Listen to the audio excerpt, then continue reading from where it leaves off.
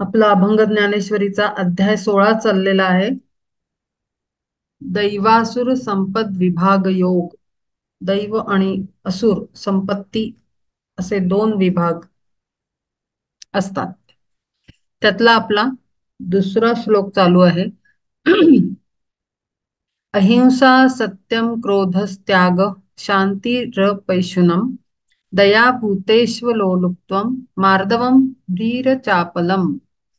काया वाचा मने विश्वकल्याणार्थ वर्तणे यथार्थ अहिंसा ती. तीक्ष्णपणे टाकी भेदोनी जळासी तरी मृदू मृदू जैसी पद्मकळी. नातरी चंद्राचे रश्मी जरी झाले तरी जैसे भले शीतलते. कडू नव्हे जिव्हे गोड तरी चांग दाविताची रोग फेडू शके. असे कोठे ऐसी वनस्पती साची तरी घेऊ कैची उपमेसी. बुबुळाते जळ घासोनिया जाय परी खुपे काय लोचनासी. एरवी ते जैसे पाषाणा लागोन टाकीते भेदोन तीक्ष्णपणे. तैसे संदेहाते तोडावया जाण खडगा परितीक्ष्ण असे जे का. परी ऐकू जाता रसाळता ऐसी की जी माधुरीसी लाजविते. ऐकू जाता जे का सहज कौतुके अंकुरती मुखे कानासीच. परिब्रह्मासीही जातसे भेदोन ऐसे खरेपण थोर ज्याचे. काय सांगू फार प्रियत्वे जे थोर वंचिना साचार कोणातेही. असोनी यथार्थ खुपेना जो जे कोणा जाणते अर्जुना सत्य ऐसे. मागच्याला आपण डिस्कस केलेलं होतं थोडस हे की सत्य हे दोन प्रकारे त्याचे इफेक्ट होतात. कधी कधी ते दुसऱ्याला हर्ट पण करू शकतं आणि कधी कधी ते कल्याण पण करू शकतं दुसऱ्याचं. त्यामुळे सत्य बोलताना आणि ऑनेस्टी हा व्हर्च्यू फॉलो करताना फार काळजी घ्यावी लागते. म्हणजे आपल्या बोलण्यानी काही कोणाचं नुकसान तर नाही होणार आहे मोठ्या प्रमाणात लॉंग टर्म बेसिसवर. आपण आपलं ठरवू, आम्ही आम्ही खोटं बोलणार नाही, आम्ही सत्यवादी आहोत, आम्ही सत्यच बोलणार.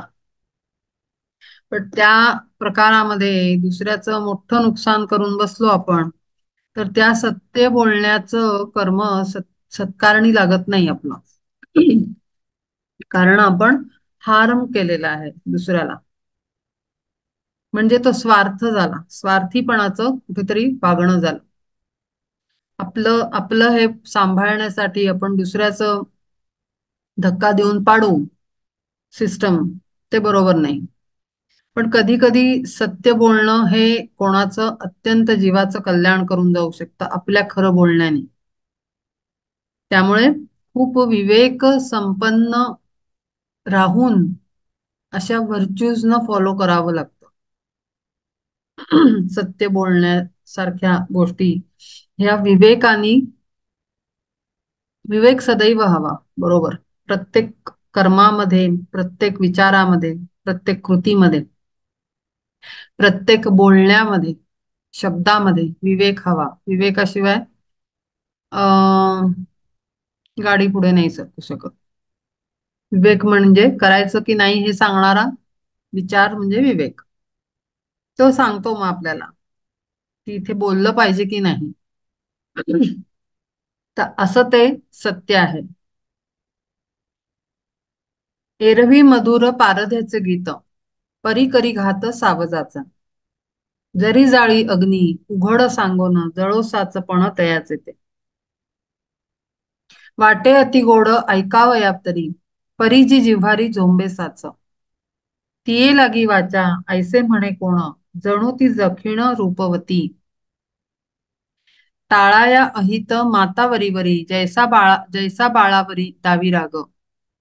परी पुष्पापरी कोमल राहोन लालन पालन करी त्याचे. आई आपले दोन्ही रोल प्ले करत असते की कठोर पण होते पण तेवढीच अत्यंत मृदू आणि प्रेमळ पण असते. तैसे ऐकता जे होय सुखावह साच निस्संदेह परिणामी. द्वेषादी विकार नुपज विचित्ती सत्य ते किरीटी जाणत येथे. सत्य बोलायचंय पण एखाद्याबद्दल आतमध्ये हृदयात द्वेष आहे की हा याचं सगळं मी बाहेर काढतेच आता, ह्याचं सगळं उघडकीला आणते कारस्थान, तो आतमध्ये काय प्रकारचा भाव आहे आणि त्याचा रूट रिझन काय आहे या सत्य बोलण्यामागचं, हे फार विचार करून चेक करावं बोलण्याच्या आधी, करण्याच्या आधी. म्हणजे मागे एकदा मी सांगितलं होतं आपलं एक कुठलं तरी, आय थिंक कर्माशी रिलेटेड एक सेशन झालं होतं स्पेशल.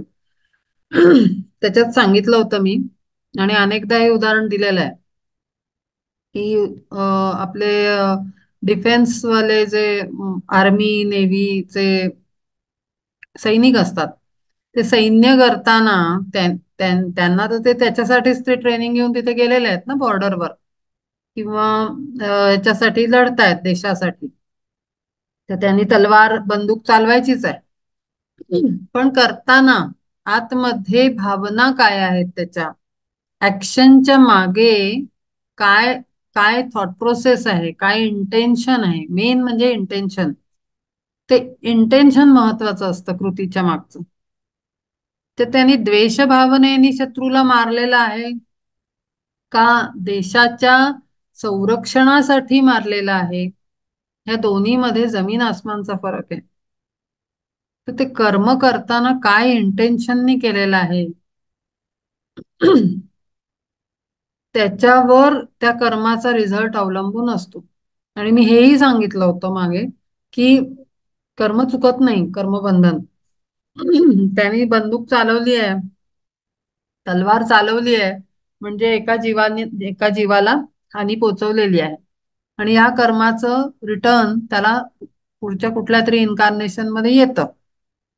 ऑपरेशन होतं किंवा रोग, म्हणजे काहीतरी कारणाने एखादं अंग कापावं लागतं, डिपेंड करतं की तेच इंटेन्शन काय होतं त्याच्यावर आहे ते.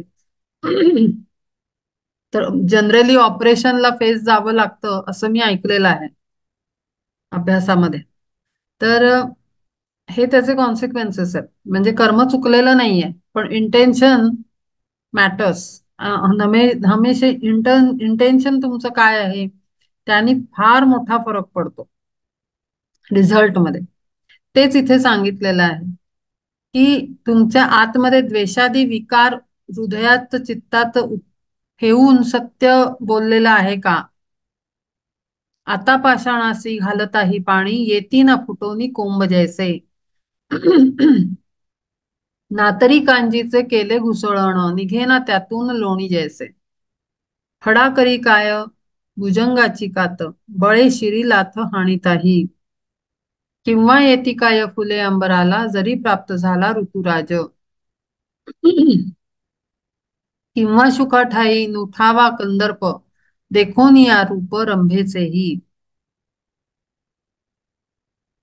नातरी राखे तो ओतिली अघृत होय ना प्रदीप्त अग्नी जैसा. तैसे बाळासी ही चढ जेणे चढे कोप ऐसे शिव्या शाप आले कानी. तरी ब्रह्मयाचे ही धरिता चरण आयुष्य विहीन नुठे जैसा. तैसा क्रोधा वेग आणू पाहताही जयाची अठाई उठे ना तो.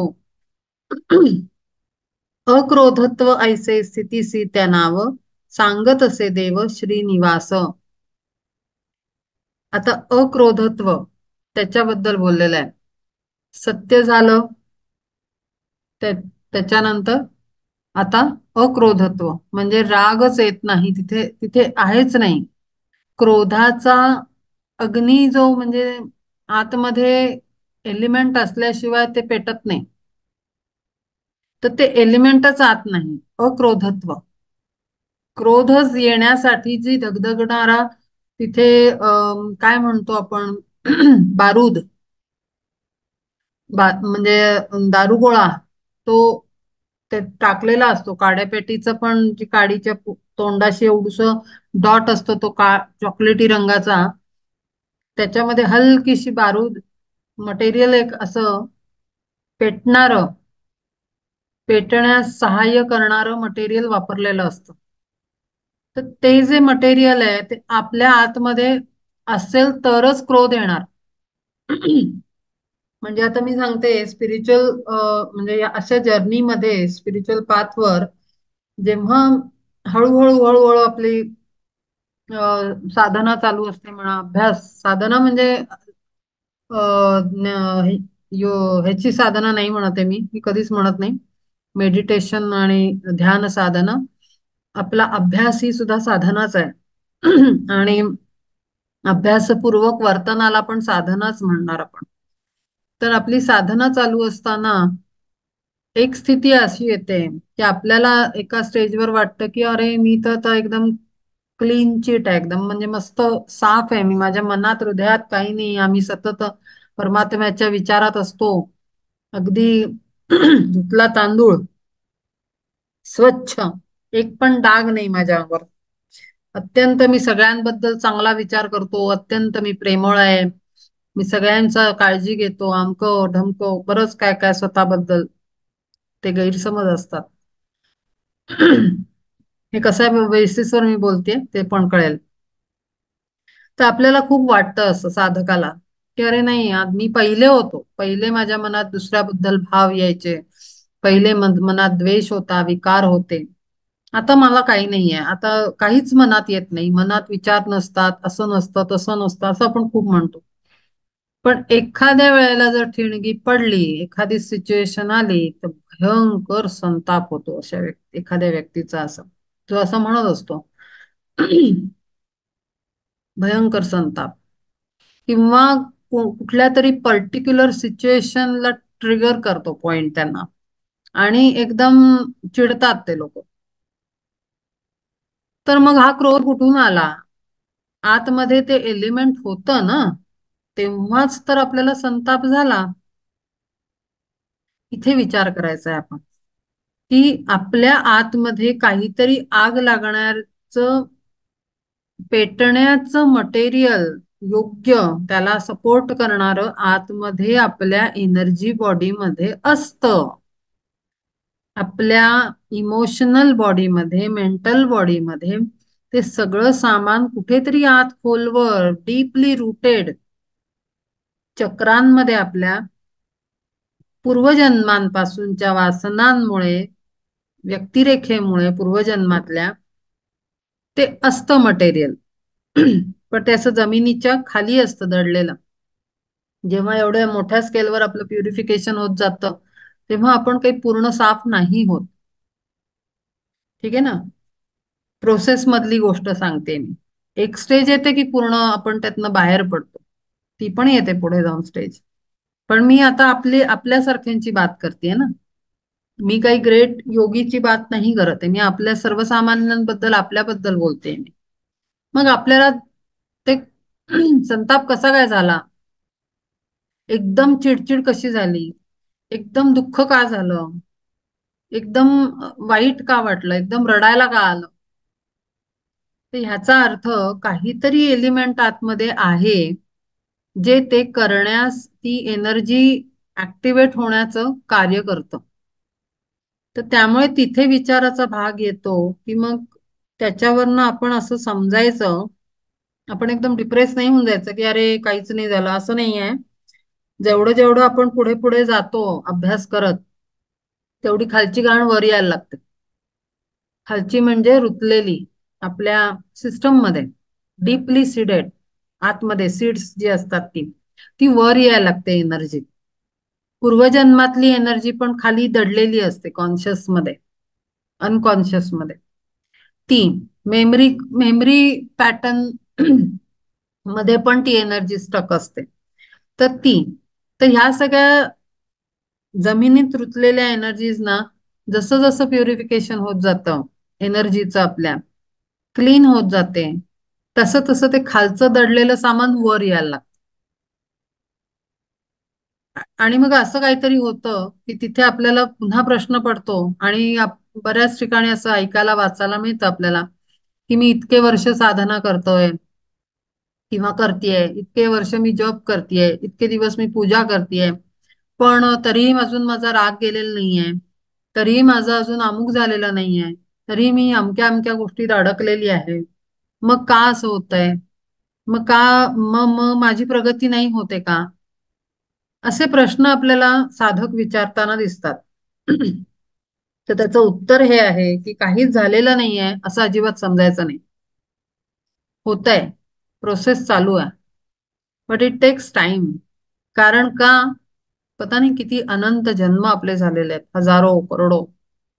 ते सगळ्या जन्मातली घाण अडकलेली आहे. मग एकदम ती नाली साफ होईल का ऑल ऑफ सडन? आत्ता आपण करायला लागल्याने नाही होणार. वरची होते, मग खालचा एक लेअर वर येतो, परत वर घाण दिसते, परत ती आपण साफ करतो. कारण आपण एफर्ट टाकत राहतो, जे अगदी मागे लागलेले असतात याच्यामध्ये प्युरिफिकेशन किंवा आत्म्याच्या उन्नतीला जे लागलेले असतात ते लोक स्पेशली एफर्टफुल असलेले. मग परत वरचा लेअर साफ केल्यानंतर परत साधना केल्यानंतर खालून वर परत घाण येते. असं होत होत होत प्युरिफिकेशन होत जातं आपलं सोल आणि एनर्जी बॉडीजचं, पर्सनॅलिटी, लोअर व्हेइकल्सचं. ते ही प्रोसेस आहे पूर्ण. ही लॉंग टर्म प्रोसेस आहे. एकदम एका रात्रीत, एका 15 दिवसात, महिन्यात होत नाही, एका वर्षात, 10 वर्षात. तर म्हणून हे पहिला तर प्रश्न, पहिलं तर उत्तर हे आहे, जेव्हा असे प्रश्न मनात येतील की काहीच फरक नाही पडत आणि मग शेवटी आपल्याला उत्तर देणारं कोणी नसतं, त्यामुळे आपला हे संपतो पेशन्स आणि लोक साधनं सोडून देतात, मार्ग बदलतात. छे यांनी काही झालं नाही. अरे पण ते झालेलं असतं. पेशन्स नाही सोडायचा कधी काही. पेशन्सचं मेन टेस्ट आहे आपली. स्पिरिच्युअल पाथ काय, कुठेही कुठेही ती एक ग्राफिक येतं असं एक चित्र येतं की तो खणत खणत खणत खणत चाललाय आणि जिथे ऍक्च्युली सोन्याची खाण होती तिथे अगदी जवळ एखाद्या फुटापर्यंत आल्यानंतर तो त्याला काहीच नाही मिळालं इतकं खणून, म्हणून तो अगदी जवळ आलेला असताना तो खणणारा माणूस शेवटी थकून ते खणणं सोडून देतो आणि त्या सोन्याला मुकतो. असं येते. तर म्हणून आपण थांबायचं नाहीये, थांबायचं नाही, पेशन्स सोडायचा नाहीये. हे कधीही विसरायचं नाही की आपली प्रगती होत नाही. हे आणायचंच नाही मनामध्ये. आपली प्रगती होत असते, एक एक मिनिटाला एनर्जी चेंज होते. पण ती व्हिजिबल याच्यासाठी नसते, कारण आपलं मागची घाण खूप राहिलेली असते. ती व्हिजिबल तेव्हा होते जेव्हा एकदम लार्ज स्केलवर एखादा इन्कारनेशन आपला असतो, की आपण एक एक एक एक स्टेज क्रॉस करण्यासाठी जन्माला आलेलो असतो आणि तिथे फटकन आपल्याला दिसतं की 15 दिवसात काहीतरी मोठा चेंज आला, 8 दिवसात काहीतरी झाला, किंवा अमुक ऍक्टिव्हिटी केली आणि एकदम सडन शिफ्ट मिळाला, एकदम मोठा अपग्रेड झाल्यासारखं. ते पण होतं, ते सुद्धा होतं. आणि म्हणून थांबायचं नाही, थकायचं नाही, हरायचं नाही अजिबात, काय वाटेल ते झालं तरी. ठीक आहे. तर असा तो क्रोध आतमध्ये दडलेला आहे. तैसा क्रोधावेग आणू पाहताही जयाची अठाई उरेना तो. अक्रोधत्व ऐसे स्थिती त्या नाव सांगत असे देव श्रीनिवास. आणि ही अक्रोधत्व ही स्थिती अशी आहे की जिथे ते पेटण्यासाठीचं जे मटेरियल आहे ना ते सुद्धा संपलेलं आहे आतमधलं. आणि म्हणून मग ती उदाहरणं दिलेली आहेत. हडा करी काय भुजंगाची कात. आता ती भुजंग आहेच नाही त्यात, का ते उरली आहे? तो फणा काढेल का? नाही, कारण त्याच्यात साप नाहीये ना, तिथं कातोड पडलंय. तसं आतमध्ये आपण आहोत, पण आतमध्ये क्रोध नावाची पेटणारी वस्तूच नाहीये. मग किती समोरच्याने चिडवा, क्रोध येऊ शकत नाही. नातरी राखे तो ओतिलिया घृत होय ना प्रदीप्त अग्नी जैसा. राख आहे ती ऑलरेडी जळून खाक झालेली आहे, त्याच्यात तूप ओतलं म्हणून अग्नी ज्वलंत होऊ शकत नाही तिथे. तसं आतमध्ये जर क्रोध विकार शिल्लकच नसतील तर तुम्ही किती त्याला हे करायचा प्रयत्न करा समोरनं किंवा सिच्युएशननी किंवा आपण स्वतः, ते शक्य नाही. राग येणं शक्य नाही, संताप होणं शक्य नाही, कारण ते एलिमेंट आतमध्ये उरलेलं नाही पेटवणार. ते अक्रोधत्व. आता मृत्तिकेच्या त्यागे जैसा घट तंतू त्यागे पट त्यजा वागा. नातरी बीजाचा करोनिया त्याग, जैसा सांगोपांग वटवृक्ष. त्यजोनिया भिंत त्यजावेगा चित्र, स्वप्न ही विचित्र निद्रा त्यागे. जलत्यागे जैसे त्यजावे तरंग, किंवा जैसे मेघ वर्षात त्यागे. नातरी धनाचा करोनिया त्याग, जैसे सर्व भोग त्यजावेगा. तैसी देहाहंता सांडो साचार, त्यजावा संसार बुद्धिमंती. संसाराचा त्याग कसा करू शकतो आपण? संसाराचा त्याग संसार सोडून नाही होत. संसाराचा त्याग बुद्धिवान मनुष्य देहाची अहंकार सोडून अहंता सोडून करतो.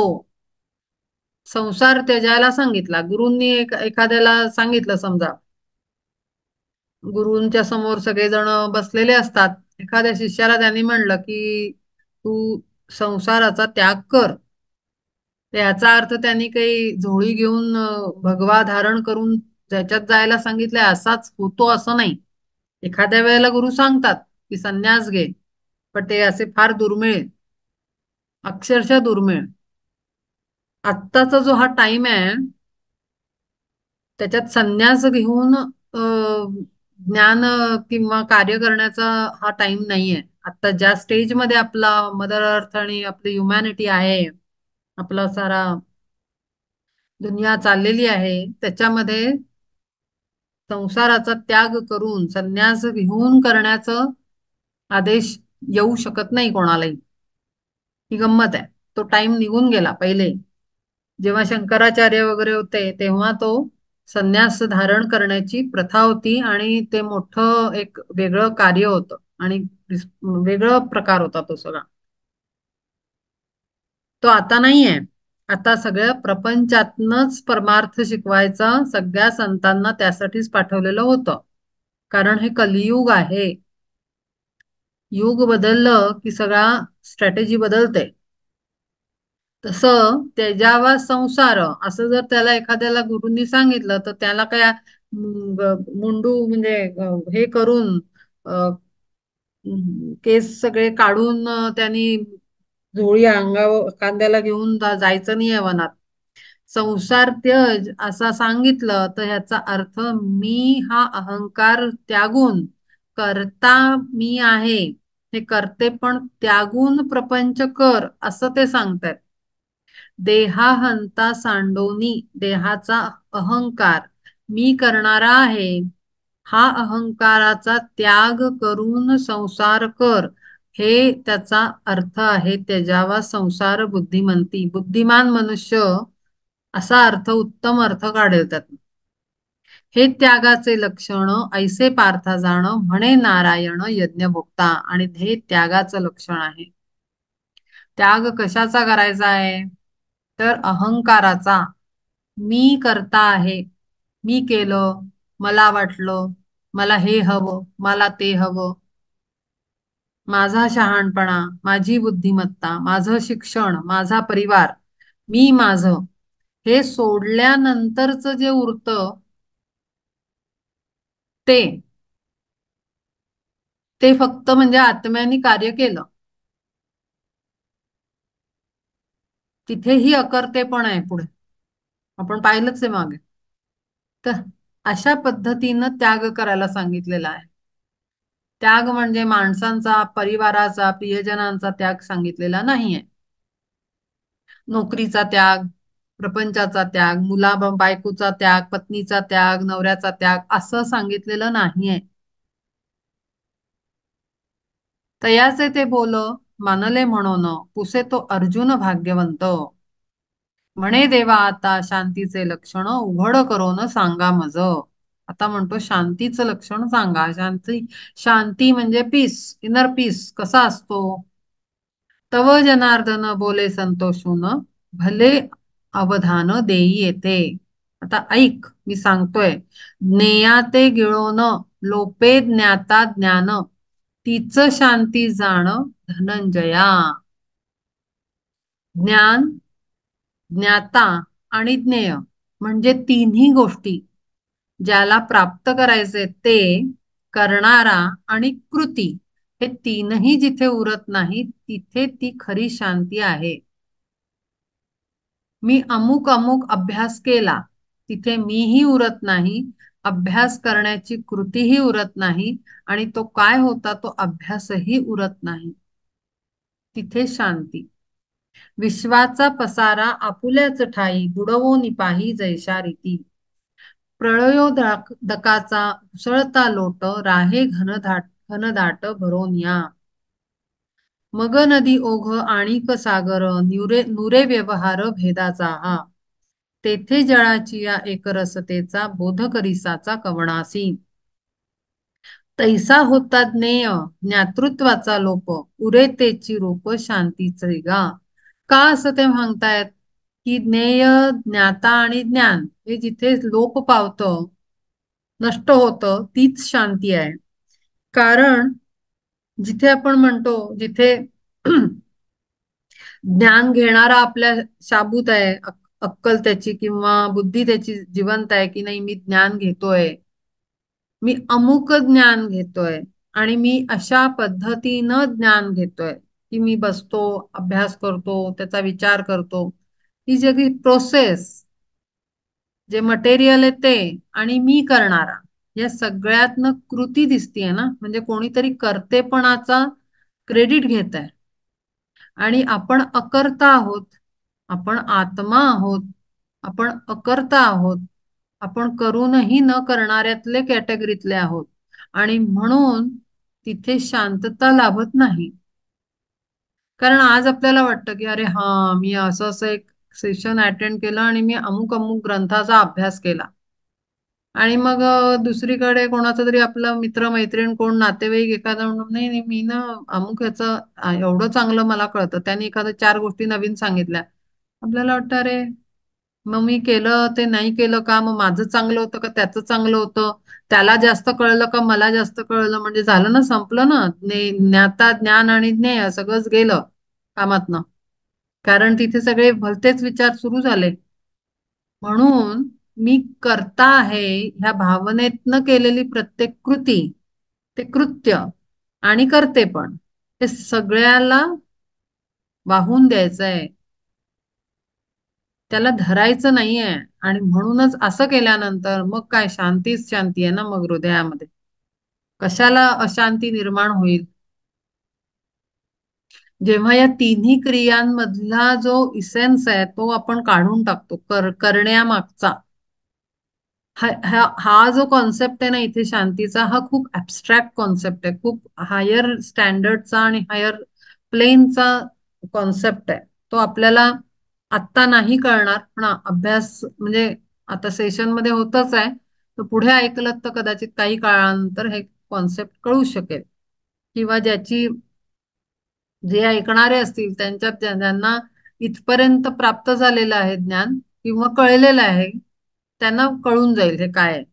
पण ही जी स्थिती आहे की मी ज्ञान घेतो आहे, मी ज्ञान घेणारा आहे, आणि मी या पद्धतीनं घेतोय, हे जे सगळा कॉन्सेप्ट आहे, ह्याला जेव्हा आपण स्वाहा करतो, समर्पित करतो, तेव्हा ती शांती आतमध्ये, कारण ज्ञान ऍब्सॉर्ब झालेलं आहे.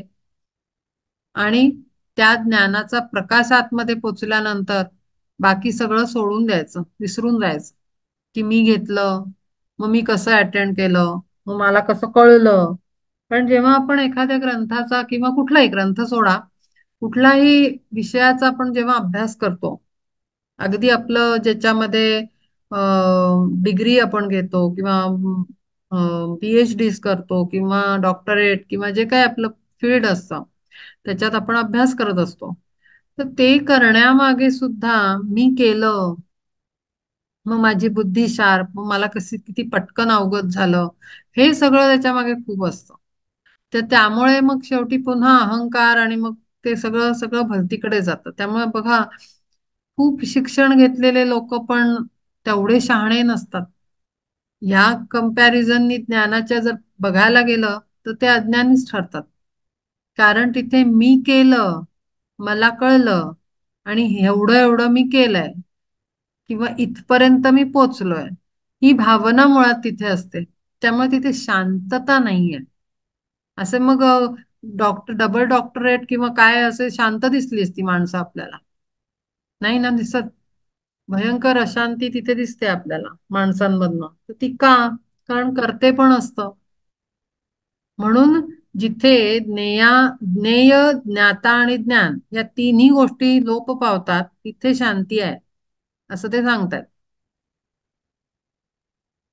मग नदी ओघ आणिक सागर नुरे व्यवहार भेदाचा हा. तेथे जळाची ऐक रसतेचा बोध तरिसाचा कवणासी. तैसा होता, तैसा होता ज्ञेय ज्ञातृत्वाचा लोप.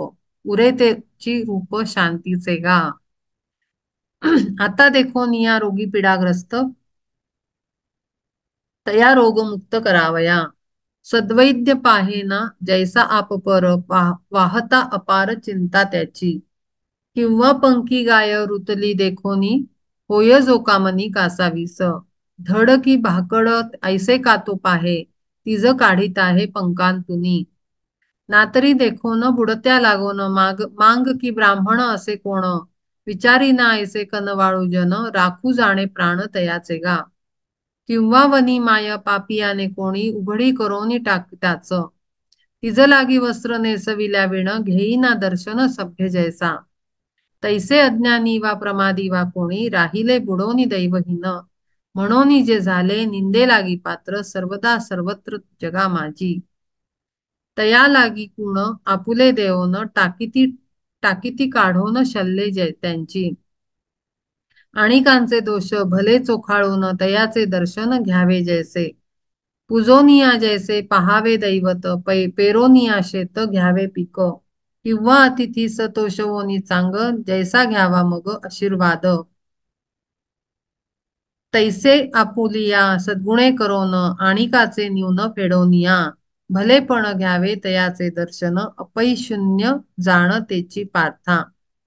अपै शून्य म्हणजे आपण करायला जातो त्याच्या पाठीमागचं सगळं भूमिका आपण त्या क्षणाला विचार करतो का? त्यांनी पहिलं उदाहरण दिलंय, रोग डॉक्टर असतो, तो डॉक्टर विचार करत बसतो का?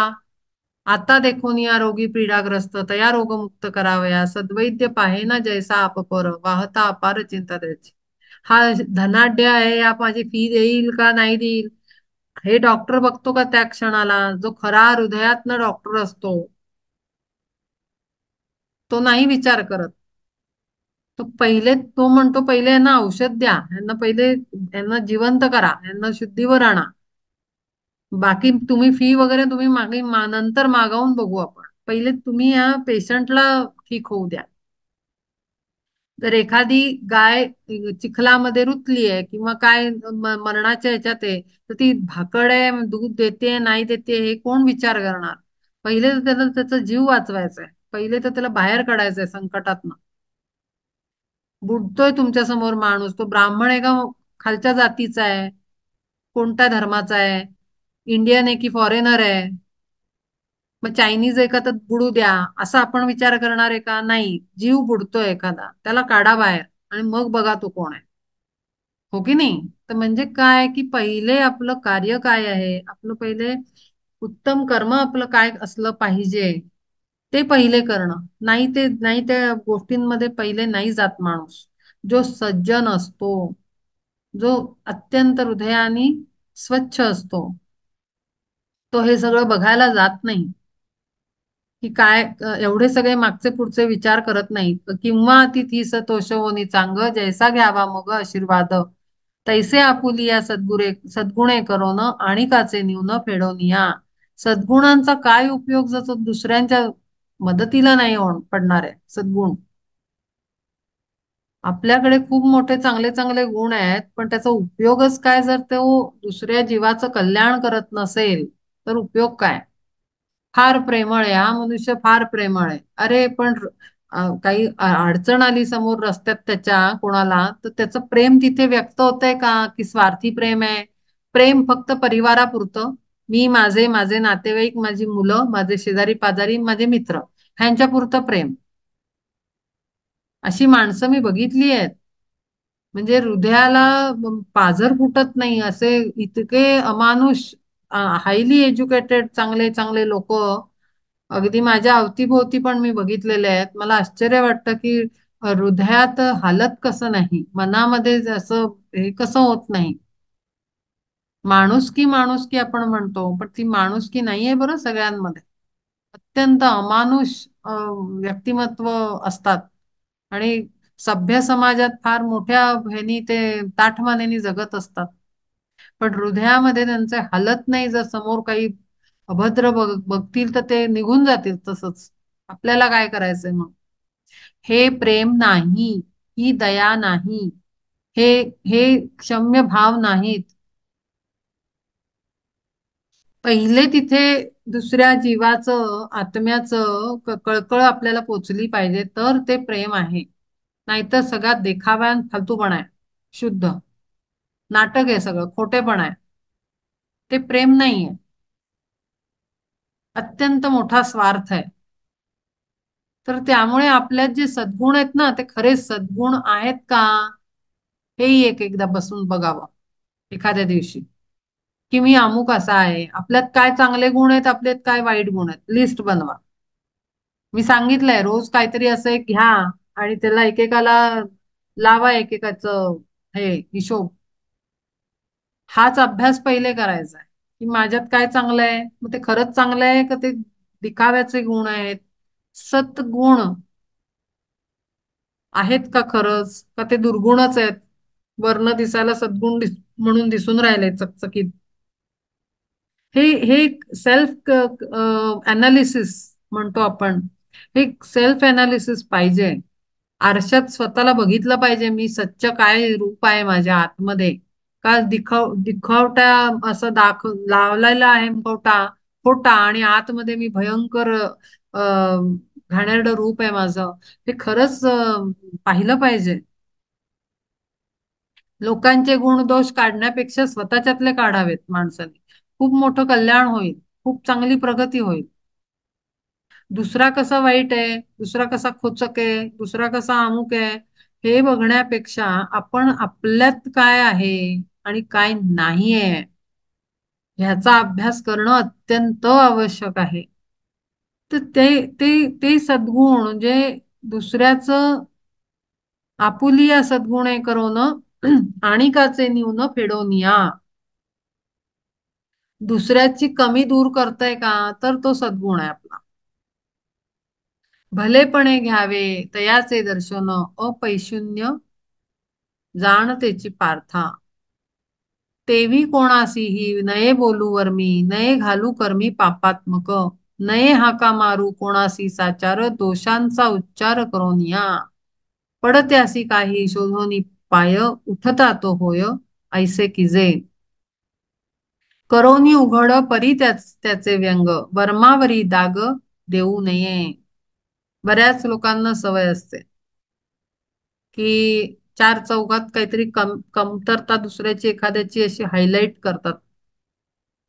बऱ्याच म्हणजे कंपन्यांमध्ये पण, आपल्याला ऑफिसेसमध्ये पण असे आपले कलिग्स दिसतात, बॉसेस दिसतात, घरामध्ये माणसं असतात, नातलग असतात, शेजारी पाजारी असतात, की तुमच्या दुखऱ्या नसवर बरोबर बोट ठेवतात किंवा एखादं तुमच्यातली कमी असेल ती बरोबर हायलाईट करून सांगतात किंवा उघडकीस आणतात की बघा हा कसा कमी आहे इथे.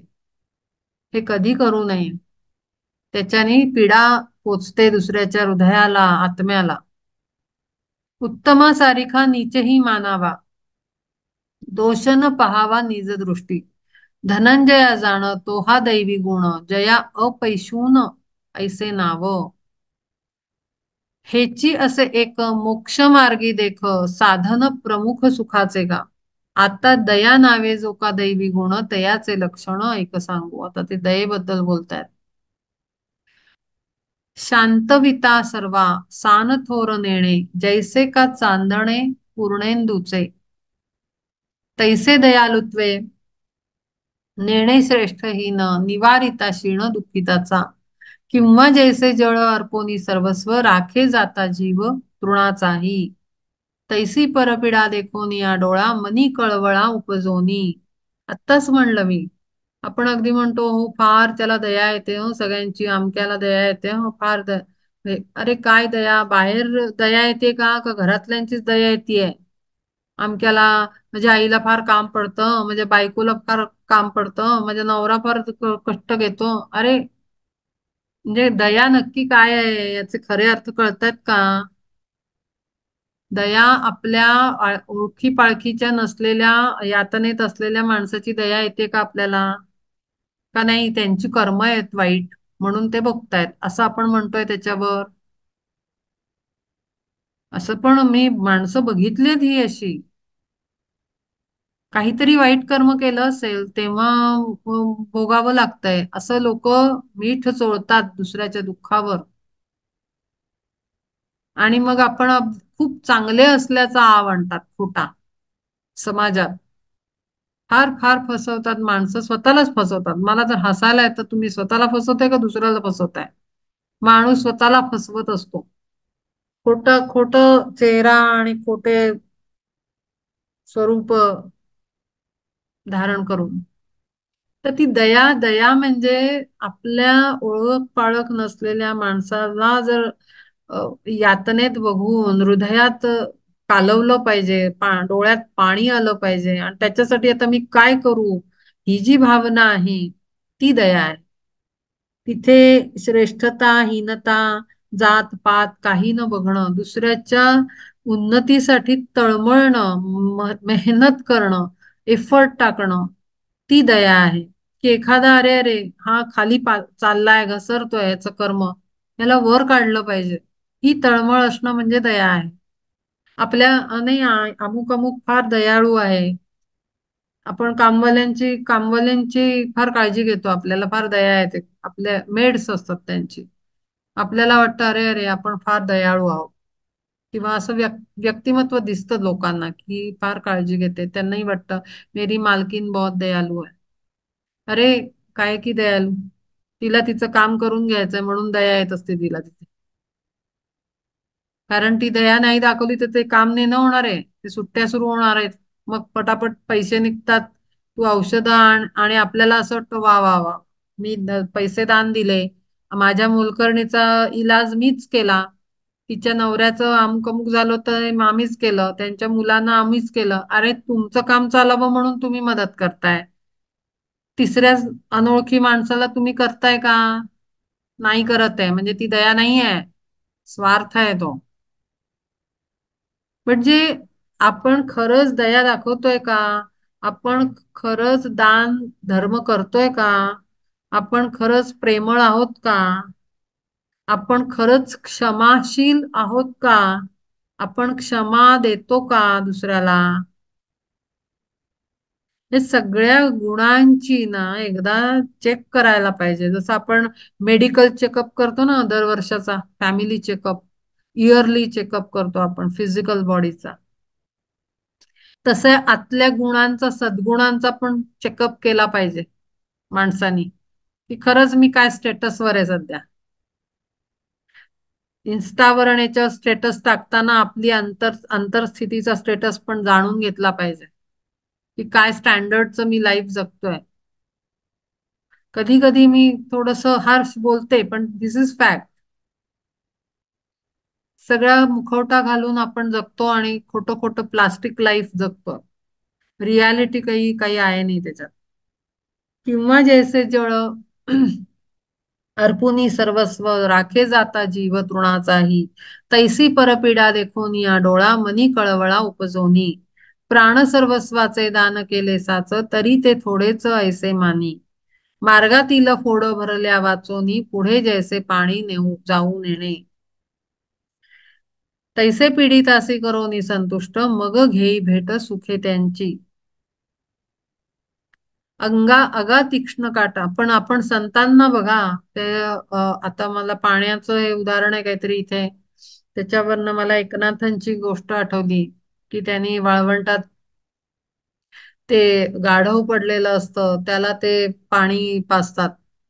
संतांमध्ये ही दया होती तेवढ्या पटीची.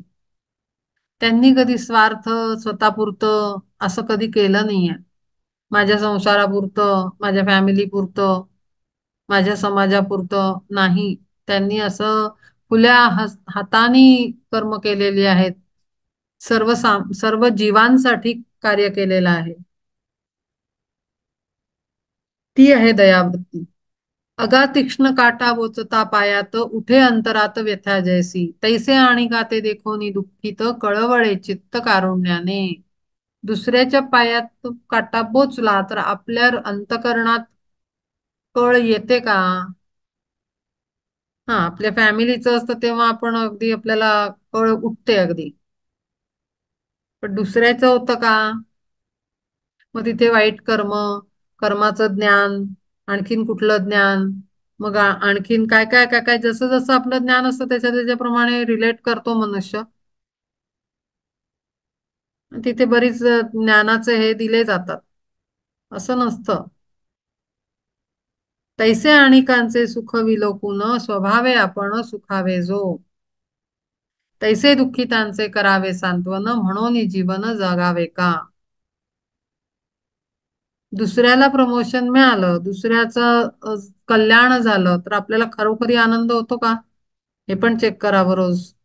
कधीतरी आठवड्यातनं एकदा, महिन्यातनं एकदा, वर्षातनं एकदा, 6 महिन्यातनं एकदा, की खरंच आपण दुसऱ्याच्या सुखाने सुखावतो का आणि दुसऱ्याच्या दुःखाने दुःखी होतो का? बहु बोलू काय पार्था जैसे तोय तृषार्तासी होय जगा माझी. तैसे दुःखितांचे करावे सांत्वन म्हणून जीवन जगा जयाचे गा. मग माणसं म्हणतील, हे ऐकतील तर म्हणतील आमच्यासाठी कोण होते दुःखी, आम्ही दिसायला व्हायचं. म्हणजे सुरुवात कोणी करायची इथे प्रॉब्लेम आहे, असं होईल. एनिवे, आता इथे जर ह्या वाक्यावर जर मी बोलले तर आपला टॉक दुसरीकडे जाईल. पण अशी अवस्था आहे. मूर्तिमंत दया तोची तो म्हणोनी तयाचा मी ऋणी जन्मताच. पद्मिनी सर्वस्व पद्मिनी सर्वस्व अर्पी भास्कराते परी सुगंधाते शिवे नातो. किंवा ऋतुराज जातसे सांडोनी आल्या औक्षहिणी वनश्रीच्या. वृद्धी सिद्धीसह रमा येती होय परिगणिकाय महाविष्णू. इह परभोग तैसे झाले प्राप्त तरी जो अलिप्त मना माझी. काय सांगू फार रमावे विषयी ऐसे कौतुकेही इच्छा ना इच्छी ना जो. ऐसी गुडाकेशा गळे अभिलाषा अलोलुपत्व दशातीच. अलोलुपत्व, अलोलुपत्व म्हणजे ज्याच्यामध्ये आता इथे त्यांनी उदाहरणं दिलेली आहेत की पद्मिनी सर्वस्व अर्पी भास्कराते परी सुगंधाते शिवे नातो. भास्कर म्हणजे सूर्य. सूर्यफूल आहे, कमळं आहेत, ती सूर्याकडे बघून फुलतात. पण तो सूर्य प्रत्यक्ष येतो का त्याचा उपभोग घ्यायला? नाही येत. तर ते तिथे समर्पित असतात. किंवा ऋतुराज सांडत जातसे सांडोनी आल्या औक्षिणी वनश्रीच्या. रिद्धी सिद्धीसह रमा येती होय परिगणिकाय महाविष्णू. महाविष्णूला काय काय त्या सगळ्या शक्त्या आणि लक्ष्मी इवन हे सगळ्याकडे त्याचं लक्ष असतं का? नाही. त्याच्या सेवेत लक्ष्मी बसलेली आहे. पण म्हणून तो काही तिथे समर्पित आणि असा तो लोलुप झालेला आपल्याला दिसतो का? नाही दिसत. इह परभोग तैसे झाले प्राप्त तरी जो अलिप्त मना माझी. त्याच्याकडे सगळं आहे पण तो त्याला संलग्न न असता अलिप्त असला पाहिजे आतून. अलिप्त असलेला मनुष्य त्याला ते गेलं तरी वैभव दुःख होत नाही आणि आहे म्हणून अहंकारही होत. अशी त्यांची ती अवस्था असते. तिथे ते ते काय म्हणतात ना, अटॅच्ड नसतात, चिकटलेले नसतात त्या जे काही आहे त्यांच्याकडे. काय सांगू फार रमावे विषयी ऐसे कौतुकेही इच्छी नाजो. ऐसी गुडाकेशा गळे अभिलाषा अलोलुपत्व दशा तीच. कशाची अभिलाषाच नाही. अभिलाषा, अपेक्षा, एक्सपेक्टेशन, टिकावं, राहावं, माझ्याकडे आहे, मग माझं गेलं म्हणून दुःख, आहे म्हणून आनंद, हे सगळं काही आहेच नाही तिथे. तिथे तो जुडलेलाच नाहीये. डिटॅच्ड कम्प्लिटली. आहे नाहीये नाहीये, अशी ती अवस्था अलोलुपत्व ही दशा आहे ती. मधमाशियांसी आवडे मोहोळ किंवा जैसे जळचरा किंवा पक्षियांसी सदा सर्व काळ जैसे अंतराळ मोकळे हे. नातरी मातेची बाळावरी माया तैसे धनंजया मार्दवते. मलय वायूची वसंत लहरी हळुवार करी स्पर्श जैसा. नातरी प्रियाचे होताची दर्शन जैसे समाधान डोळे आसी. किंवा कासवीची पिलावरी दृष्टी तैसी चित्तवृत्ती भूतमात्री. सुगंधी स्वादिष्ट निर्मळ कापूर खाता पथ्य कर जरी होता. तरी उपमा ती शोभती तयाची मृदुलत्वेसाची मार्दवासी. वायू तेजादिक पोटी साठवून सामावे गगन अणु माझी. आणि विश्वाकारा सारिका आकार धरोनी साचार राहे जैसे. आता हे सगळे एक एक गुण सांगितलेत. आता इथे एक गोष्ट अत्यंत आवश्यक आहे मेन्शन करण्याची, की हे गुण आहेत म्हणून ते माझ्यात आहेत असं ते दाखवण्याची पण अवस्था तिथे नसते बरं. म्हणजे दयाच घेऊ आपण फॉर एक्झाम्पल, की ती जी दया आहे की ह्याच्यात जी अपेक्षित आहे ती दया समजा आपल्यात असली म्हणून ती दाखवली पाहिजे, त्याचं प्रदर्शन मांडलं पाहिजे किंवा ती व्यक्त केली पाहिजे किंवा ती लोकांच्या प्रदर्शनात आली पाहिजे. क्रेडिट ते सुद्धा तिथे नाही पाहिजे.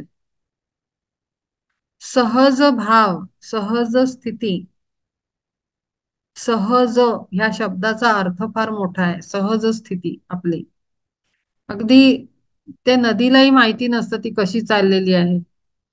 कधी खळाळतीये, कधी स्लो चाललीये, कधी इकडे टच करते, कधी इकडनं जाते, कधी तिकडनं जाते, कधी एकदम वरून पडतीये धबधब्याच्या रूपात. ती आपली वाहतीये, तिला वाहणं माहितीये. तसं तसं सहजता आपल्या पूर्ण व्यवहारात हवी, आपल्या पूर्ण बिहेवियर मध्ये, आपल्या लाईफ जगण्यामध्ये. तर तो सहज भाव हवा, एकदम एकदम अत्यंत असं फ्लो मध्ये एकदम.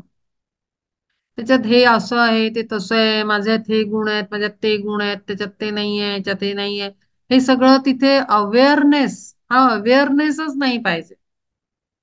ही नदी विचार करते का खळखळ खळखळ वाहताना? कधी कधी ती संत शांतपणे वाहते, कधी सरळ वाहते, कधी वरून पडते, कधी वेढे घेत घेत घेत घेत वाहते, नागाच्या ह्याच्यासारखी, सर्पिणी सारखी. अशी तिची वेगळी वेगळी वेगळी वेगळी क्वालिटीज आणि असा वेगळा वेगळा प्रवाह आहे. इवन नर्मदा मैयाचा प्रवाहाबद्दल किती वेगळं वेगळं वर्णन आहे. इथे ती अशी वाहते, तिथे ती तशी वाहते. पण तिला ते वाहणं तिचं ते आपोआप चालू आहे, सहज स्थितीत आहे, ती वाहतीये, ते आपल्याला दिसतंय. ती असं इंटेन्शन ठेवून वाहत नाहीये. आय होप तुम्हाला कळतंय मी काय बोलते. आपल्या वाहण्यामध्ये, आपल्या जगण्यामध्ये ते जगले पण सहज हवं. मी असं जगतोय ह्याच जाणीव सुद्धा नको. आणि तेच म्हटलं होतं ज्ञेय ज्ञाता ज्ञान. आपण हे करतोय हा भावही तिथे नको, ती सहजता हवी आहे. ती अपेक्षित आहे इथे परमात्मा श्रीकृष्णाला माणसाकडनं आणि अर्जुनाकडनं आणि आपल्यातल्या अर्जुनाकडनं, म्हणजे आपल्याकडनं. तो सहज भाव हवाय त्याला, तो अपेक्षित आहे इथे. किंवा कासवीची पिलावरी दृष्टी तैसी चित्तवृत्ती भूतमात्री. सुगंधी स्वादिष्ट निर्मळ कापूर खाता पथ्य करो जरी होता. तरी उपमा ती शोभती तयाची मृदुलत्वे साची मार्दवासी. वायू तेजादिक पोटी साठवून सामावे गगन अणु माझी. आणि विश्वाकारा सारिखा आकार धरोनी साचार राहे जैसे. काय सांगू ऐसे जयाचे जीवित होय विश्वहित साधावया. तेची मार्दवाचे लक्षण निभ्रांत ऐसे माझे मत जाण पार्था. आता भूपतीचा होता पराजय लाजेने तो होय कष्टी जैसा. किंवा मानी जन दशा पावेहीन तरी खाली मान घाली जैसा. अंत्यजाच्या दारी पातला चुकून संन्यासी लाजोन जाय जैसा. किंवा रणातून पळून या जाणे होय लाजिरवाणे क्षत्रियासी. पती होता मृत मुख दावायासी लाज वाटे जैसी सती लागी. सज्जना निंदेचे लागे गालबोट किंवा उठे कुष्ठ रूपवंता. मग ते तया ते लाज आणि जैसे प्राण संकटसे पाटोनिया. तैसे आपण ते देहची मानोनी राहावे होनी भूमी भार. पुन्हा पुन्हा जन्म घेऊनी मागुते जावे मृत्यू पंथे वारंवार. ऐसा गर्भवास सुसावया पुन्हा जयाची आमना वाटे लाज. आपली लाज काढली आहे त्यांनी परमात्मा श्रीकृष्णाने चक्क. पुन्हा पुन्हा आपल्याला जन्म घेऊन मला हे राहिलं मला ते राहिलं. अरे श्रीमंत व्हायचं राहिलं. अरे हे खायचं राहिलं. अरे ते करायचं राहिलं. तू म्हणतोय ऐसा गर्भवास सोसावया पुन्हा जयाची आमना वाटे लाज. लाज वाटली पाहिजे. पुन्हा पुन्हा गर्भवास सहन करण्यासाठी आपण येतो. पुन्हा पुन्हा जन्म घेतो. आपण अजन्मा आहोत ह्याचा अभ्यास न करता आपण भोगांमध्ये लुप्त होऊन मनसोक्त त्याच्यामध्ये गडबडून बिलकुल असे लडबडून गेलेलो आहोत. आणि जन्म घेण्याचं कारण क्रिएट करत राहतो क्षणाक्षणाला. त्याच्यासाठी त्यांनी उदाहरणं कशी दिली आहेत की अंत्यजाच्या घरी पातला चुकवणं असण्या लाज लाज वाटणारी उदाहरणं दिली आहेत. कोणाकोणाला लाज वाटू शकते की रणातनं पळून जायला लागलं तर क्षत्रियाला किती लाजिरवाणं होईल. त्याचं क्षत्रियत्व त्याला भूमी पाताळ गिळेल तर बरं होईल असं वाटेल. भूमी गिळेल मला तर मी लाज तोंड नाही दाखवू शकत. मला पळून जायची वेळ आली रणांगणात. पती होता मृत मुख दावायासी लाज वाटे जैसी सती लागी. सज्जना निंदेचे लागे गालबोट किंवा उठे कुष्ठ रूपवंता. एखादा सज्जन आहे पण त्याच्याकडनं जर चुकीचं कर्म घडलं तर त्याला इतकी भयंकर लाज वाटते. म्हणजे म्हणजे लाज म्हणजे लोकलाज नाही. स्वतःच आतूनच लाज म्हणजे शरम वाटायला लागते. लाज म्हणजे तशी लज्जा नाहीये जी बायका लाजतात किंवा ती लाज नाहीये. आपल्याला तोंड दाखवायला जागा नाही अशी स्थिती आपली होते. भूमी गिळेल तर बरं. आता मी कोणाही समोर नाही जाऊ शकत. मग ते तया ते लाज आणि जैसे प्राण संकट से वाटून या तैसे आपण ते देहची मानोनी राहावे होनी भूमी भार. जे स्वतःला देह समजतात आणि स्वतःला जे नाव दिलेलं आहे ते कागदावर आपण लिहितो ते नाव म्हणजे मी आणि करता मी आणि माझी सुख माझे दुःख माझे विचार माझा मोह माझी बायको माझा मुलगा माझा नवरा आणि माझं घरदार सोनं चांदी आणखीन काय काय बिझनेस. हे सगळं एवढं जड घेऊन जो जगतो भूमीला भार बनून भूमीचा भार आहे तो. जो आत्मस्थितीत जगतो त्याचा भारच नाहीये कारण तो जडातनं बाहेर आलेला आहे ऑलरेडी. लाईटनेस आहे त्याच्या सोलला. पण तो जो देह मी मानवनी जगतो कारण देह मी म्हणल्यावर सगळा प्रपंच माझा असं आपोआपच चिपकतं सगळं. पुन्हा पुन्हा जन्म घेऊन मागुते जावे मृत्यू पंथे वारंवार. येतो जातो येतो जातो येतो जातो. काही हेच नाही थांबायचं नावच नाही. ऐसा गर्भवास सोसावया पुन्हा जयाची आमना वाटेलाच. बहु बोलू काय देहची आपण ऐसे समजून दृढपणे. नाम आणि रूप मोहे स्वीकारणे नसे लाजिरवाणे तया होनी. अक्षरशः काय कठोर शब्द वापरलेत. मस्त चाबूक मारलाय त्यांनी आपल्याला की लाज वाटली पाहिजे तुम्हाला. शरम वाटली पाहिजे. पुन्हा पुन्हा येता जाता येता जाता येता जाता थांबायचं नाव नाही. आणि येऊन काय पुढच्या 50 जन्मांची तयारी करतो आपण. सारखं हे राहिलं ते राहिलं ते राहिलं बकेट लिस्ट बनवत राहतो आपण. ती बकेट कधी पूर्ण होणार नाही आणि जन्म थांबणार नाही. काय आहे दुर्दशा ही ऐसी देखोनी असाची घेती शरीराची शिसारी जय. पहा काय शब्द आहेत. तया साधू जना देही अनावडी परी तेथे गोडी कोडग्यासी. कोडग्याला गोडी आहे त्या शरीरामध्ये. शरीर गोड वाटतंय स्पर्श चांगले वाटतायत, नाती चांगली वाटतायत, पत्नीचं पतीचं त्याच्यामध्ये कौतुक वाटतंय सगळ्यात व्यवहारात. बायका पोरं सगळे प्रपंच सगळा गोंधळ सगळा. पण साधूजना देहामध्ये आवडी नाही, देहाची आवड नाही त्यांना, त्याच्यात ते रमत नाहीत. साधूजन म्हणजे संन्यासी नाही घ्यायचे डायरेक्ट. साधू हा आपले आपले सगळे संत प्रापंचिक होते, पण आतून ते साधू होते, साधू संन्यासी होते. संन्यास हा आतून धारण करायचा असतो. आत्ताच्या टाइमला संन्यास हा आतून धारण केला पाहिजे, वैराग्य हे आतून धारण झालं पाहिजे, बाहेरनं नाही. म्हणून तया साधू जना देही अनावडी परी तेथे गोडी कोडग्यासी. कोडगा कोणाला म्हणतात? ज्याला लाखदा सांगितलं तरी डोक्यात शिरत नाही त्याला कोडगा म्हणतात. आपली आई बोलते ना, काय कोडगा झालाय. मुलाला जेव्हा हजारदा सांगून सुद्धा त्याची चूक सुधरत नाही, त्याच्या डोक्यात शिरत नाही, त्याच्या प्रकाश पडत नाही डोक्यात, तो ऐकत नाही, तेव्हा त्याला कोडगा शब्द वापरलेला आहे. आणि हे शब्द त्यांनी आपल्यासाठी वापरलेले आहेत. आता धनंजया दोरी तुटताच बाहुलीचा नाच थांबे जैसा. ती बाहुली असते ना, तो नाचवत असतो हाताच्या मला लावून. दोरी तुटली की बाहुलीचा नाच थांबला म्हणजे काय? पटकन प्राण गेले की तुमचा ड्रामा फिनिश तिथे. काहीतरी रात्री इच्छा झाली असेल तर सकाळी माणूसच जिंदा नाही राहिला. ती रात्रीची इच्छा झाली मग ते फिरणार अजून आणखीन जन्म, किंवा कोणाला माहिती ऍस्ट्रॉल मध्ये. अशी गंमत आहे सगळी. आता धनंजया दोरी तुटताच बाहुलीचा नाच थांबे जैसा, तैसा सदभ्यासे होता प्राणजय मग कर्मेंद्रिय गती कुंटे. किंवा मावळता जैसा दिनकर लोपतो विस्तार किरणांचा, तैसे ज्ञानेंद्रिये व्यापार सर्वथा बंद होती पार्था मनोजये. मन पवनाते नियमता पाही इंद्रिये दहाही होती पंगू. पूर्ण त्यांनी दरवेळेस त्याचं सोल्युशन सांगितलेलं आहे चेनच्या फॉर्म मध्ये. चेन म्हणजे एका पाठीमागे एक, एका पाठीमागे एक.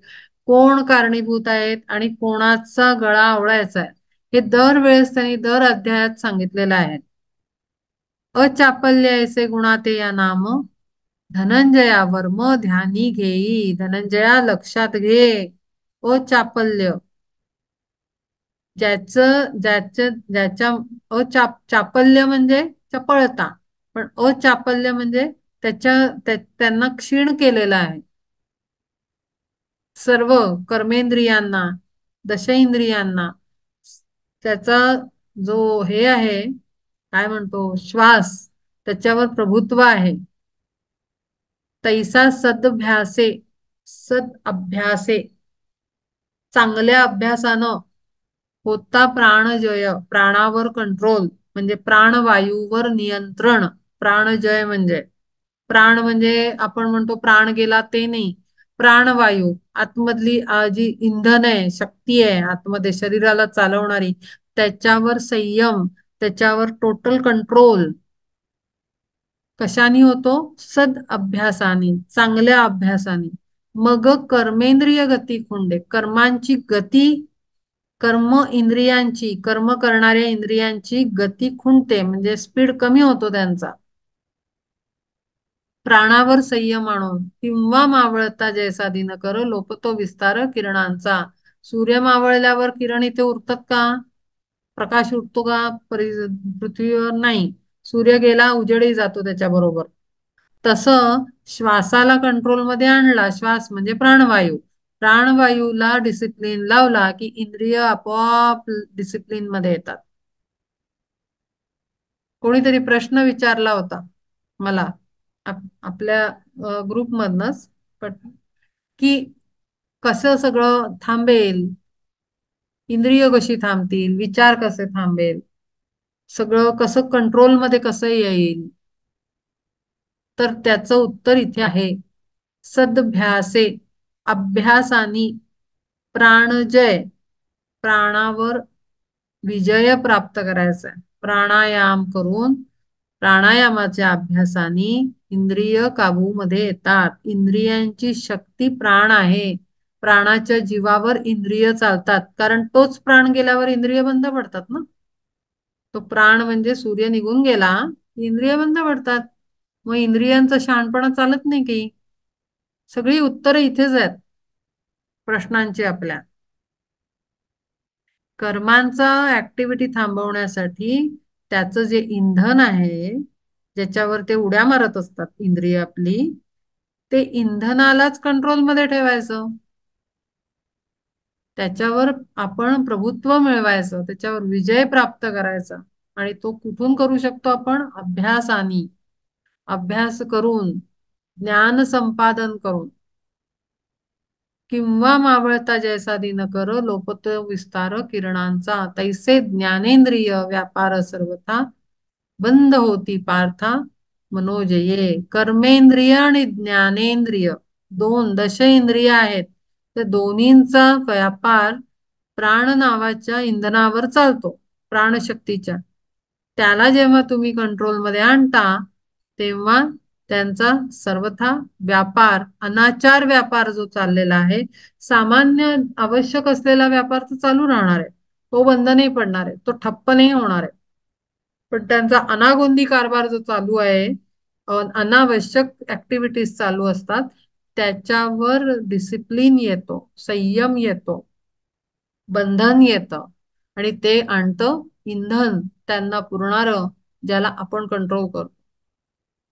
मन पवनाते नियमिता पाही इंद्रिये दहाही होती पंगू. आणि ही ज्ञानेंद्रिया आणि कर्मेंद्रिया, ज्ञानेंद्रिया मनाला नाचवतात आणि ज्ञानेंद्रिया त्या प्राणामुळे कंट्रोलमध्ये आल्यामुळे आपोआप मनावर जय प्राप्त होतो. मग विचार म्हणजे पहा, सगळं ह्याच्यात आलं की इंद्रियांचे जे संवेदना असतात त्या कंट्रोलमध्ये येतात. त्या कंट्रोलमध्ये आल्यावर मन कंट्रोलमध्ये येतं. म्हणजे नाही नाही नाही ते विचार येत नाहीत. मन पवना ते नियमिता पाही दहा इंद्रिये दहाही होती पंगू. ते एकमेकांना सपोर्ट करतात, मन आणि इंद्रिय. कधी इंद्रिय मनाला नाचवतात, कधी मन इंद्रियांना नाचवतात. ते कोणीही एक कंट्रोलमध्ये आले की दुसरं पण आपोआप येतं. असं करून ते सगळंच कंट्रोलमध्ये येतं. आणि अशी जी अवस्था आहे कंट्रोलमध्ये असलेली, त्याला अचापल्य हे गुण सांगितलेला आहे. तेज क्षमा धृती शौचम द्रोहो नाती मानिता भवंती संपदम दैवीम विजातस्य भारत. पतीसाठी साध्वी गणिना मृत्यूसी उडी घाली जैसी चिते माझी. तैसे विषयांते लोटोनिया दूर भेटाया साचार आत्मनाथा. जे का आक्रमिती अरुंद विकट आकाशाचा पंथ आवडीने. विधी निषेधाचा बंद जया नाही महासिद्धी त्याही नावडती. ऐशा परी पार्था सर्वेश्वराकडे स्वभावता ओढे चित्त जेव्हा. तेची आध्यात्मिक तेजाचे लक्षण तुझ विवरून सांगितले. आध्यात्मिक तेज त्याचं लक्षण काय आहे? जशी पतीसाठी साध्वी म्हणजे पतिव्रता नारी, ती काही बघत नाही. तो जर अडचणीत असेल तर ती मृत्यूला सुद्धा उडी टाकेल त्याला बाहेर काढण्यासाठी. चितेमध्ये पण उडी टाकेल वाचवायला. इतकं जास्त ती तिथे डिव्होटेड आहे. तैसे विषया ते लोटून या दूर भेटाया साचार आत्मनाथा. आणि आत्म्याच्या मार्गावर चाललेले साधक हे सर्व विषयांना दूर लोटून आत्म्याच्या मागे धावतात, परमात्म्याच्या पाथवर चालतात.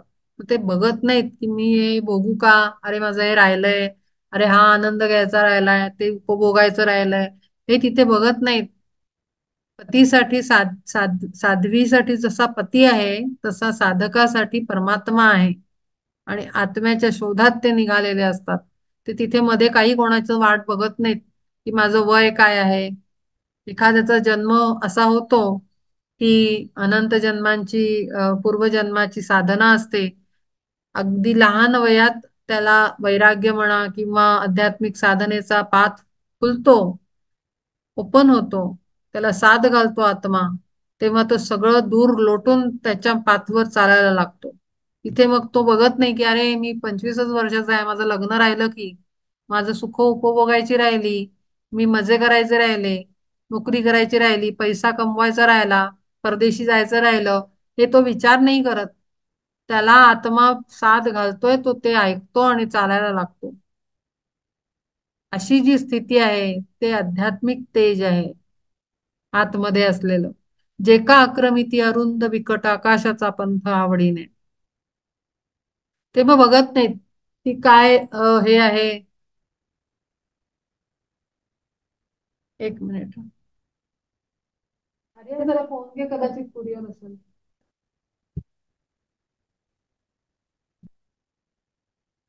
तर विधी निषेधाचा बंध जया नाही, महासिद्धी त्याही नावडती. मग तिथे आता या पाथवर बऱ्याच गोष्टी असतात की तुम्हाला सिद्धी प्राप्त होतात, पण त्याच्यातही त्याचं लक्ष नसतं, कारण तो परमात्म्याच्या पाथवर असा बघत चाललेला आहे. त्याच्या मध्ये मध्ये काय येते ते तू बघत नाही. ध्यास म्हणतात त्याला, ध्यास. तो असा लागलेला असतो त्याला. ऐशावरी पार्था सर्वेश्वराकडे स्वभावता ओढे चित्त. सर्वेश्वर, परमात्मा, कॉस्मिक परब्रह्मन, गुरु, गॉड, काही म्हणा तुम्ही, त्या सर्वेश्वराकडे त्याचं चित्त लागलेलं आहे आणि तो नुसता धावतो आहे तिथे. त्याला दुसरं काहीही सुचत नाहीये की मग नाही मला चार आता सिद्धी प्राप्त झाल्या, मग मी त्या वापरू का, मी हे करू का, मी ते करू का, मी बाबा म्हणून हिंडून क्रेडिट घेऊ का. ह्याच्याकडे त्याचं काही लक्ष नसतं. मी किती लोक मला बघतायत, किती लोक माझं कौतुक करतायत, किती लोकांना अट्रॅक्ट करतोय, काही नाही. त्याचं सर्वेश्वराकडे लक्ष आहे. त्याचं चित्त सगळं तिकडे खेचलं जातंय. हे आहे ते आध्यात्मिक तेजाचं लक्षण, जे त्या साधकामध्ये दिसतं असतं आणि राहतं. आता असंख्यात रोमा देह वाहे, परिवाहतो हे नेणे जैसा. तैसे सर्व काही करोनी सहन, नाही अभिमान श्रेष्ठत्वाचा. धनंजयातीच क्षमा ऐसे जाण, धृतीचे लक्षण ऐक सांगो. आले उसळून विकाराचे वेग, खवळले रोग पूर्वकर्मे, प्रियाचा वियोग अप्रियाचा योग, प्राप्त झाला भोग कोणताही. आता असंख्यात रोमा देह वाहे, परिवाहतो हे नेणे जैसा. तैसे सर्व काही करोनी सहन, नाही अभिमान श्रेष्ठत्वाचा. धनंजया तीच क्षमा ऐसे जाण, धृतीचे लक्षण ऐक सांगो.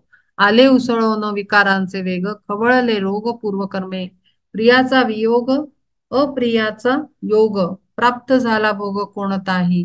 किंवा आघवीही जरी एका वेळी भोगावत आली महापुरे, तरी जो खंबीर जणू अगस्तीच, तिचं धृती साच जाण पार्था. ना तरी धुमाचा उसळला लोटत, जरी आकाशात एकाएकी, तरी वारेयाची एकची झुळूक, तया लागी देख गिळी जैसी. तैसे तिन्ही ताप येता उसळून, टाकी जो गिळोन तया लागी, चित्त क्षोभा वेळी टिके ऐसे धैर्य, तीच धृती होय धनंजया. आता ह्या पाथवर चालताना धैर्य पाहिजे आपल्यामध्ये. मस्क्युलाइन एनर्जीची आवश्यकता आहे. ती कधी गळून पडणार नाही, कशाही स्थितीत भक्कमपणे उभी राहील. ती स्थिती, प्रियाचा वियोग अप्रियाचा योग, प्राप्त झाला भोग कोणताही. किंवा आघवी जरी का वेळी भोगावता आली महापुरी, घाबरणार नाही, खंबीरपणे तो तिथे उभा राहील. कारण जेव्हा आपण जेव्हा आत्म्याच्या मार्गावर चालायला लागतो, तेव्हा कदाचित तेव्हा थोडं जास्त येतात टेस्ट, म्हणतो आपण त्याला. आणि रोज तर अशा सामान्यांच्या जीवनामध्ये येतच असतात. पण त्या टेस्ट मध्ये जो कोलमडून पडत नाही, जो तुटून जात नाही, जो घाबरत नाही, भीत नाही, त्याचं धारिष्ट्य हलत नाही, ती जी स्थिती आहे ती धृती. त्याचं आतमधलं स्थैर्य जात नाही. तरी वारे याची एकची झुळूक, तया लागी देख गिळी जैसी. तैसे तिन्ही ताप येता उसळवणं, टाकी जो गिळवणं तया लागी, चित्त क्षोभा वेळी टिके ऐसे धैर्य, तीच धृती होय धनंजया. शुद्ध सुवर्णाचा ठेविला कलश, गंगेचे पियुष भरोनिया. तया सारिखीच सबाह्य शुद्धता, शौचतेची पार्था जाण ऐसे. शौच म्हणजे शुद्धी, सबाह्य, सबाह्य म्हणजे आत आणि बाहेर, दोन्ही ठिकाणी स्वच्छ शुद्ध अंतःकरण आणि स्थिती, ही शौच म्हणून नावाने सांगितलेली आहे. शरीरे निष्काम कर्मव्यवहार विवेक साचार अंतरात विवेक. शरीरे निष्काम कर्मव्यवहार, शरीराने कर्म कसं चाललंय, व्यवहार निष्काम भावनेत, निष्काम अवस्थेत, अपेक्षा न ठेवता विवेकाच्या साह्यानं, विवेक अंतरात आहे, अंतरंगात विवेक आहे, माइंड मध्ये, थॉट मध्ये, ऍक्शन मध्ये विवेक आहे आणि त्याच्याने निष्काम कर्म व्यवहार चालू आहे. तरी तो निभ्रांत जाण पाकिरटी शुचित्वाची मूर्ती अंतर्बाह्य. आता पाप पापा आता पाप ताप फेडोनी टाकीत झाडासी पोषित तारी तिरिंचिया. जैसे धनंजया भागीरथी तोय भेटावया जाय सागराते. ना तरी जगाचे तिमिर फेडित प्रफुल्ल करीत पद्मिनी ते. नित्य प्रदक्षिणा करावया जाण सूर्य नारायण निघे जैसा. तैसी बांधिली जी तया लागी सोडी बुडाली ती काढी बाहेरी जो. ऐसे जाहले जे भव पीडाग्रस्त तयाचे संकट निवारी जो. काय सांगू फार ऐसे रात्रंदिना सुख संवर्धन आणि कांचे. करीत करीत नित्य अखंडित साधी आत्महित स्वभावे जो. कसा चाललाय त्याचा व्यवहार. अंतःकरण अत्यंत शुद्ध, आतमध्ये धैर्य, धृती नावानी, सामर्थ्य, मनस्थिती उत्तम, अशा अवस्थेमध्ये तो पुढे पुढे जातो आहे. आणि त्या पाथवर तो कशी मदत करतोय लोकांना. निष्काम कर्मयोगानी, विवेकानी त्याचं कर्म चालू आहे. पाप ताप फेडवणी टाकीत झाडासी पोषित तिरिंचिया. जशी नदी कशी वाहत असते, ती बघत नाही या झाडाने काय कर्म केलं, त्यांनी झाडाने सावली दिली का, ती सगळ्यांना तोषवत पुढे चाललेली असते. मगाशीच म्हणलं ना, नदी फार विचार करत वाहत नाही, ती आपली वाहत असते, ती तिचं कार्य करते. तसं आपण आपण जगायचं असतं आपल्याला. मगाशी मी म्हंटल की विषय पलतीकडे जाईल, लोक आम्हाला मदत करत नाही, आम्ही कशाला जाऊ. अरे तुम्ही करा, नदीसारखं जगायला शिका. नदीने जर ठरवलं हे लोक स्वच्छ नाही ठेवत, मी कशाला यांना पाणी देऊ, तर जाईल ना आपलं, आपण जिवंत तरी राहू का पृथ्वीवर. नद्या जर असं म्हणाल्या की तुम्ही घाण करता, तुमची घाणेरडी कर्माची घाण माझ्या नदीत पात्रात बुडवता आणि कर्मशुद्धी करायचं चक्करमध्ये तुम्ही मला घाण करताय, मला अशुद्ध करताय, असा जर तिनं विचार केला तर मग आपलं जगणं शक्य होईल का. तेव्हा आपल्याला काय करायचं ते आपण नेहमी ठरवू शकतो. दुसऱ्यांनी काय करायचं ते आपल्याला ठरवण्याचा अधिकार नाही. कारण त्याला जेव्हा कळेल की मी नदीसारखं जगायचंय तेव्हा तो जगेल. पण आपल्याला आज कळलंय ना, मग आपण आपल्या पद्धतीनं जगायचं. हे त्याचं मगाच्या गोष्टीचं उत्तर आहे. ते आलंच, पण तो प्रश्न आलाच पुढे की मी कसं जगायचं. मग मला नाही करत तर मग मी पण नाही करायचं का मदत लोकांना. नाही, मला करावी वाटतेय, माझ्या आत्म्याच्या स्थितीत ते आहे, मला मला असं वाटतंय तर करायचंय, तर आपण केलं पाहिजे. आपण तिथे त्यांनी केलं होतं का, यांनी केलं होतं का, असं करत आपण जगू नाही शकत. ऐसे जाहले जे भव पीडाग्रस्त तयांचे संकट निवारी जो. काय सांगू फार ऐसे रात्रंदिना सुख संवर्धन आणि कांचे. रात्रंदिन असं दुसऱ्यांना सुख देत, समाधान देत, आनंद वाटत जो जगत असतो. परी साधावया आपुला कार्यार्थ चिंतीना हित कोणाचेही. माझं काम व्हायला पाहिजे, मग दुसऱ्याचं काही का होईना, असं कधी त्याच्या हृदयात विचार नसतो. अद्रोहत्व ऐसे देख मूर्तिमंत सांगितले येतं तुझं लागे. अद्रोहत्व या गुणाला जेव्हा दुसऱ्यांचा विचार करत करत जो वाहत असतो नदीसारखा, त्याला अद्रोहत्व म्हटलेलं आहे. शिवाची या माथा येऊनी असाच पावली संकोच गंगा जैसी. मान्यपणे तैसी सन्मानिता कोणी लज्जित होऊनी राहणे जे. त्याची अमानित्व किती वर्णू का आता, मागे जे सर्वथा सांगितले. ज्याला मान मरातब जास्त दिला तर त्याला तिथेही लाज वाटते. म्हणजे त्याला ते सगळं नको असतं. ते वर्ण क्रेडिट घेणं, वर्ण अंगरखे घालणं आपल्या कर्तृत्वाचे, ते त्याला नको असतं. ते अमानित्व. ऐशा परी पार्था 26 हे गुण मूर्तिमंत जाण ब्रह्मैश्वर्य. हे 26 गुण त्यांनी टोटल आपल्याला काउंट करवलेत, एक एक एक एक एक एक. हे आपल्यामध्ये धारण झालेले पाहिजेत. आणि मोक्षरूपी राजा सार्वभौम जणू हे इनाम तयाचे गा. जो मोक्षरूपी राजा सार्वभौम त्याचं त्याचं हे ही 26 गुण हे इनाम आहे.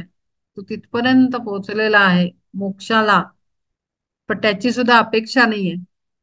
मोक्षाची मुक्तीची सुद्धा अपेक्षा ठेवायची नसते.